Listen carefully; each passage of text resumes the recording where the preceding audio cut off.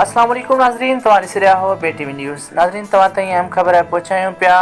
गढ़ी यासीन खां, जिते शिकारपुर वासी औरत जो गढ़ी यासीन प्रेस क्लब में मुड़ुस ऐं पुलिस ख़िलाफ़ एहतजाज। शिकारपुर वासी औरतन मुस्मात नाइला महर संदसि वालिदा सां गॾिजी प्रेस क्लब पहुची पंहिंजे मुड़ुस ऐं पुलिस ख़िलाफ़ नंढी भेण जे अगवा बाबति सहाफ़ियुनि खे दाईंदे इल्ज़ाम हणंदे चयो त 3.5 साल अॻु मुंहिंजी शादी कमरदीन महर वेठल वज़ीराबाद तालको लखी ग़ुलाम शाह सां थी हुई, जंहिं बैदि मुंहिंजो मुड़ुसु कमरदीन महर ऐं संदसि मोहम्मद सिद्दीक़ महर इमदाद उर्फ़ इमाम बख़्श महर, जिन सां गॾिजी कुझु महीना अॻु मुंहिंजी नंढी भेण ऐं पंहिंजी साली मुस्मात कलसूम महर खे अगवा करे खणी विया आहिनि, जंहिंजो केस शिकारपुर जे थाणे ते दाख़िल थियल आहे।